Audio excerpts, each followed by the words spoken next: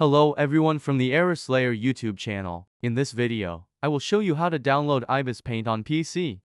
If you're ready, as a first step, type Microsoft Store into the Windows search bar and open it.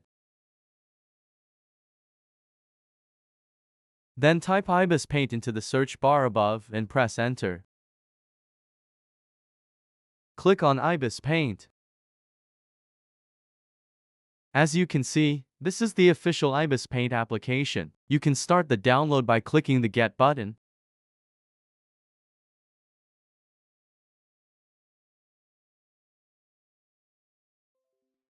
Once the download is complete, click the Open button and run the Ibis Paint PC version. You can now use Ibis Paint on your computer or laptop. However, keep in mind that if you don't have a Pro or Prime membership, you can only use the demo mode. The demo mode has limited features.